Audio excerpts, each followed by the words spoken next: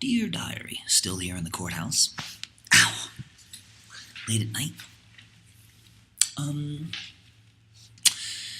Okay, so we're getting to the meat of, I dated Delfino for 4 years. And the good times were as good as humanly possible. For instance, we'd be in bed. Oh, our sex was incredible. I won't tell you some of the bad things about Jessica because those aren't relevant. You know, example, when she was mad at Tina Trachtenberg, she'd call Tina a fat pig behind Tina's back. Now, that sums up Delfino's personality in a nutshell. Right? Koch, I don't like Ed Koch. He's bald. But I never made fun of him for being bald. That's not relevant. It's moot. And Jessica just likes to insult people and lash out at people. I mean, people don't realize that. Or when I met her, her jokes were making fun of the homeless, the elderly, animals. All of her material picking on the weak. Interesting. Look at me. Most of my jokes, etc., attack the strong. Do you see a fundamental difference there? And I could tell you tens of thousands of stories about Delfino that are just stunning, but that's not the point here today. For instance, I mean, it's not really a cheap shot to say Jessica was the most cold female I ever dated.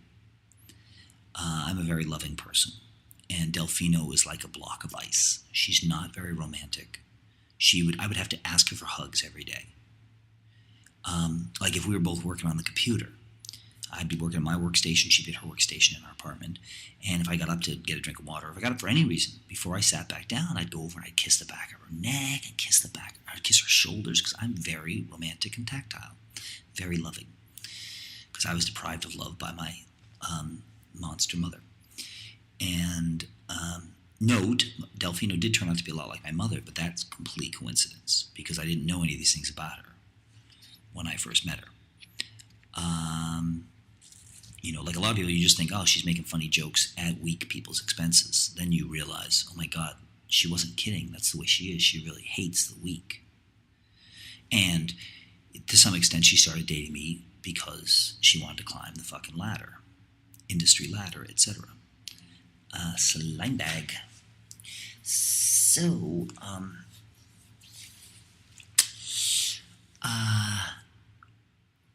very cold, but that's not really relevant to the story.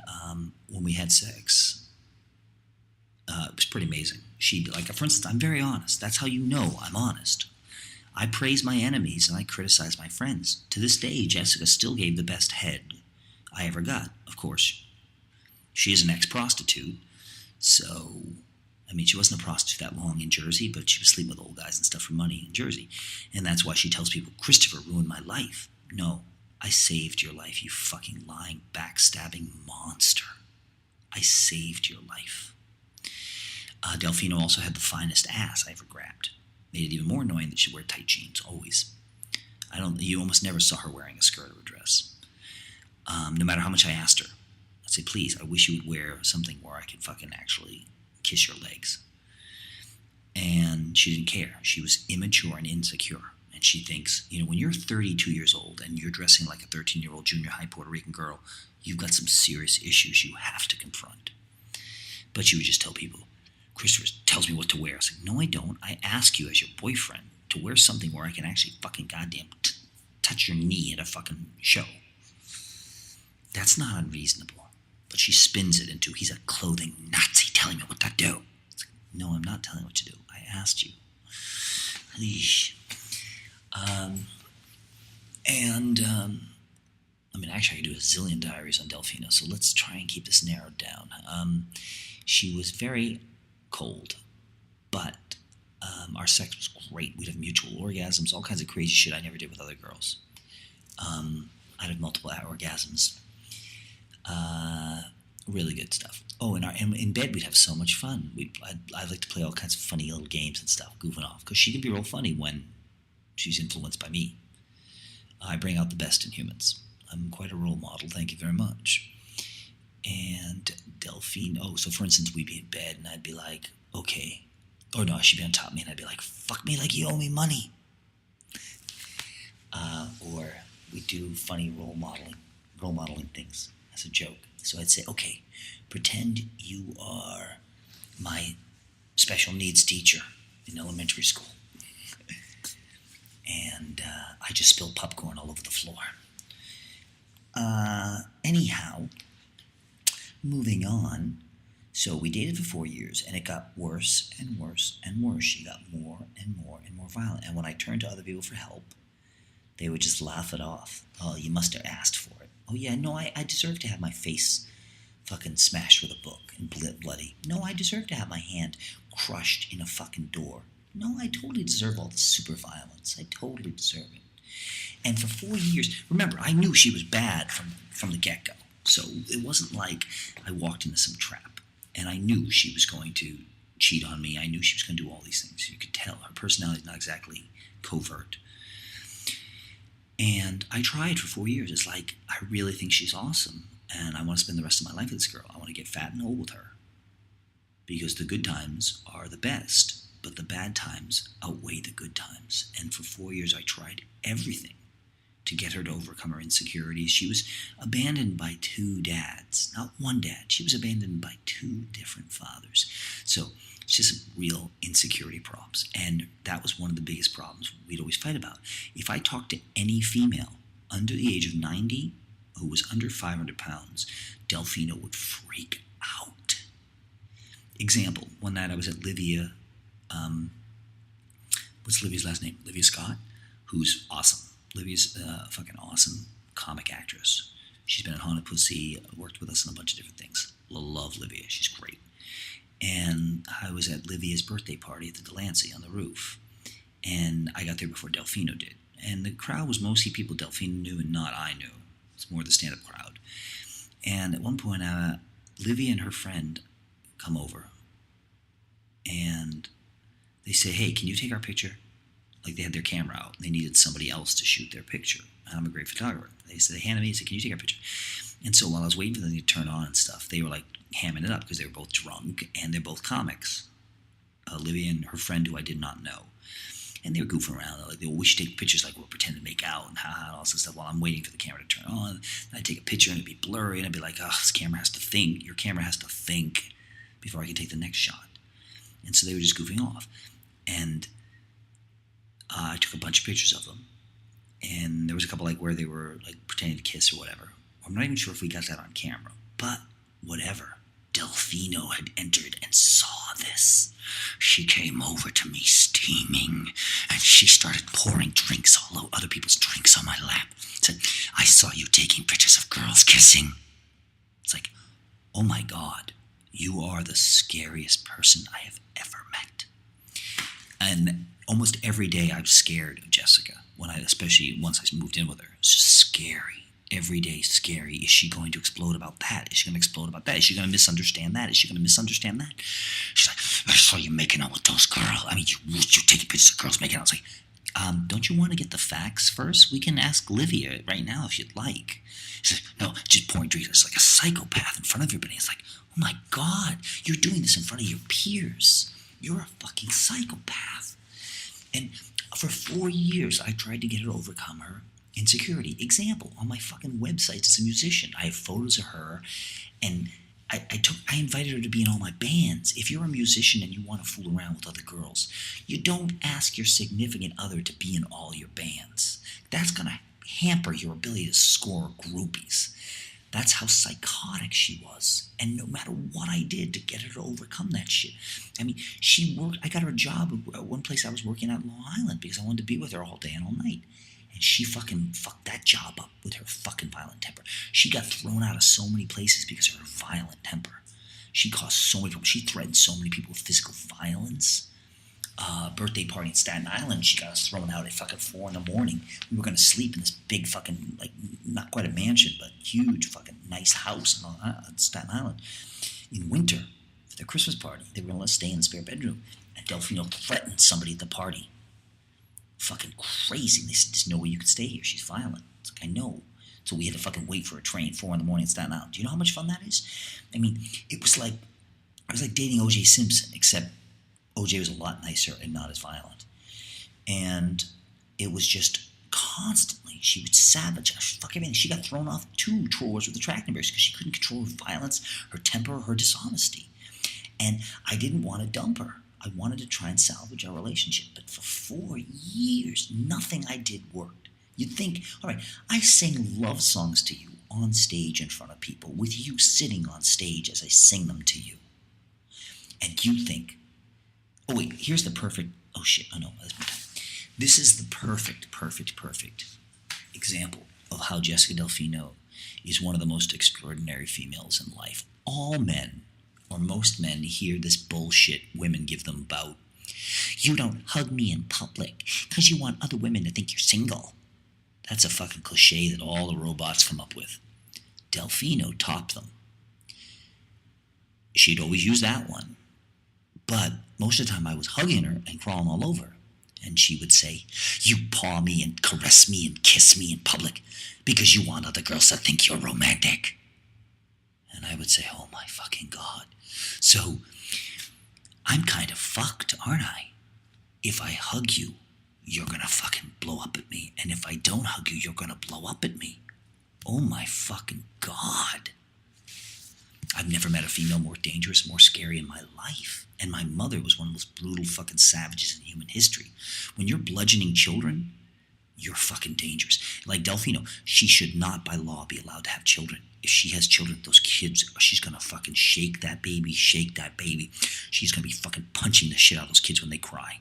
She's one of the most dangerous people I've ever met. But the story gets worse, so hold on. Nothing I could do could comfort her, get her over her insecurity. Nothing. You know, it'd be one thing if she was fat or unattractive, but all of her insecurities were completely insane inside of her head.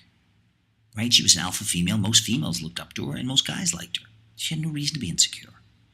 She had a boyfriend completely dedicated to her, who lived with her, who asked her to fucking be in all of his bands, who took her to every single show he went to, spent all of his time with her. Yeah, no, this is a guy looking for some other pussy. I mean, she was insane. Her jealousy and insanity was unparalleled in the annals of human history. You don't know the half of it, so don't make me go into it. And it got worse and worse and worse. The violence would just increase and increase and increase. And we're talking 5 times a day, exploding in rages that were based on imaginary fucking shit. You know, I don't think you understand. I wouldn't make a mistake and she would get angry. She would fabricate in her mind a completely fictional event. Do you understand? I can give you too many examples. Let me think if I can think of one though. Well, they were all the same as the previous ones. All the stories are going to be too long. So she never once got jealous based on reality.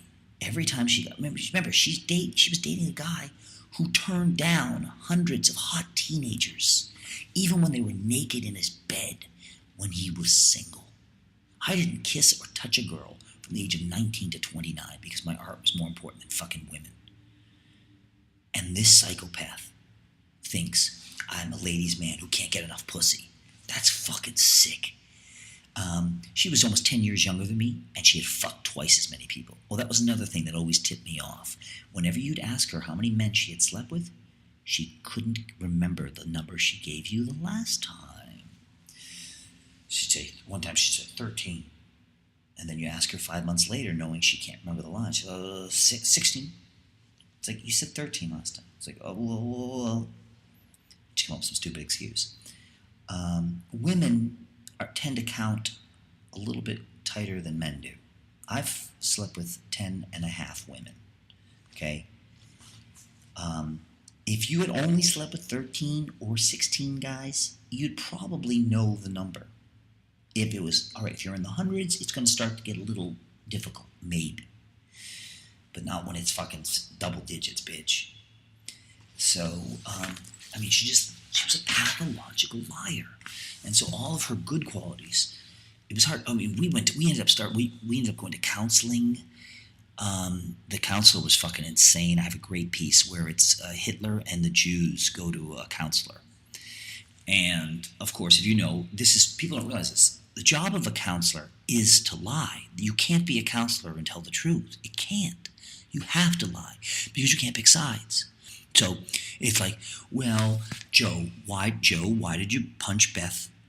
Because she didn't make my sandwich. It's like, well, okay, Joe, I'm not going to say that was wrong of you, Joe, but maybe you didn't have to punch Beth in the face.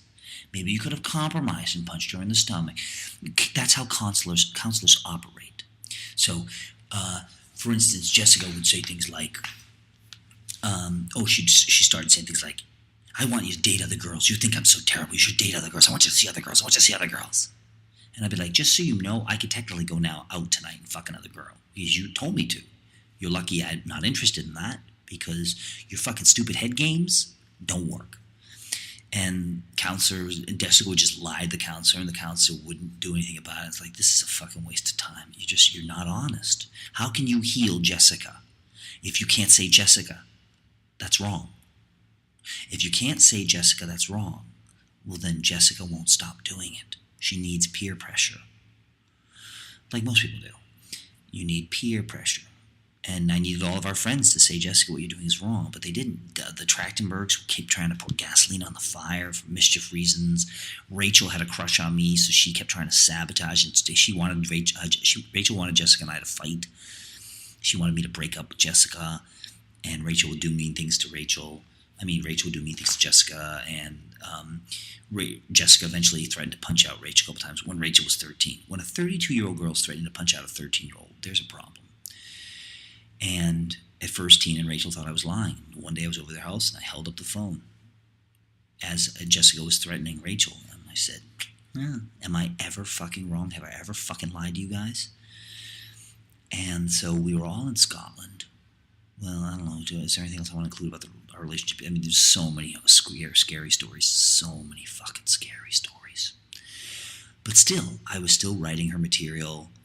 And not always. A lot of it was 50-50. Like, My Pussy is Magic. The lyrics are retarded and childish. Obviously, those aren't mine. The music is great. Obviously, it's mine. My Nipples are the Clits of my Tits. You listen to the music. It's plagiaristic. If you listen to most of the songs she wrote, the music is plagiarism. Oh, fuck. Did I get to... Oh, no. It's plagiarism. It's not hard to tell that the guitar part from My Nipples are the Clits of my Tits is 35 famous songs. It's She Drives Me Crazy and things like that. It's about as plagiaristic as it gets. And most of her songs are plagiaristic like that. Whereas mine aren't. You can't find another song in human history that has the chord progression of Death is the Answer.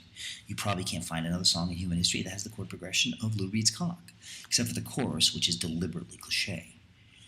I have lots of songs where nobody in history has ever come up with that chord progression. That's the way I operate. I'm the opposite of a plagiarist. I think even borrowing ideas is usually dirty. I am an originality Nazi. Well, that's one other example I'd like to bring up. Jessica just got worse and worse each day, and then everybody would enable her, all of her friends and stuff, because she'd go to, when I wasn't around, she'd talk to her friends and want some commiseration. So she'd say, Christopher orders me what I can and can't wear. And they go, oh my God, Jessica, he's wrong, you're right. Which is what she wanted to hear. And they'd be like, oh, you shouldn't be dating him. Then she'd say, oh, my friends say you're an asshole and I shouldn't date you. So I said, well, I wonder how they came to that verdict. Did you possibly lie to them? And she just did this more and more and more because she loved the feeling of everyone telling her she was right and I was wrong. So she just made up more and more stories. He beats me up. He's so abusive and violent. And I'd say, I've never fucking hit you. What the fuck are you talking about? She'd say, well, you beat me up with words. And I'd say, well, fine. Then make sure you add those extra words into the fucking sentence when you tell people I beat you up. Make sure you always say, he beats me up with words. Please include that, at least, for a starter. And so she turned to so many people against me. I'd go into fucking Bowery Poetry Club and the owner, Bob Holman, fucking asshole, call me in his office and say, Christopher, it's not right for you to hit a woman. I don't care how badly or angry you are at her. You can't beat up a woman. And I'd say, what the fuck are you talking about? You're so fucking stupid. This isn't exactly what I said, but this is what I wanted to say. You're so fucking stupid that you run a club, the Bowery Poetry Club, where there is a fucking rule every Monday night for the ODebra Twin show, which is no beating up, touching you. I'm the most infamous fucking pacifist that you've ever known, okay? I'm a superhuman pacifist. I've been fucking assaulted over 5,000 times by over 3,000 people because I don't fight back. And so everyone fucking tortures me and beats me up to make themselves feel fucking powerful. And you're accusing me of beating somebody else up? I should have fucking broken his fucking nose right there. I should have said, you know what? If I'm gonna do the time, I better do the fucking crime. To this day, fucking lots of people still believe all this fucking lies she told. And also, this is even worse. All the friends of ours, mutual friends, who knew she was lying, Tanya ODebra, Mike Amato, all these people, all of them kept quiet as they saw Delfino destroy me and ruin my reputation, throw me in jail, get me fired, get me homeless, lose my gigs, everything. They sat quietly and pretended they didn't care. Well, they didn't care. Pretended like they didn't notice. Every time I asked them for help, it's like, you guys know she made that up. She made that up. You were fucking there, Mike. Will you please tell the truth? And they wouldn't, because nobody wants to piss off a psycho. If you have a choice between pissing off a good person or a bad person, everyone, except for me, is going to choose to piss off the good person, because no one's afraid of a good person. Would you rather have Christopher angry at you or Delfino? So they said, I'm going to fucking sell out Christopher. He's done so many nice things for the ODebra twins and Mike Amato, done so many wonderful things for us. We're going to fucking stab him in the fucking back completely and help Delfino. I mean, humans, when I say humans are evil, it's like I'm kidding. That's not 1% to describe their fucking complete, sinister, disgusting monsterism. And my life has been endless heartbreak every day, almost every minute of every day. People fucking raping me, destroying my fucking life, destroying my art. I work my ass off all the time on art, and then people fucking destroy it all. And these are fellow artists. Unbelievable, the shit that's been done to me. End of part 3.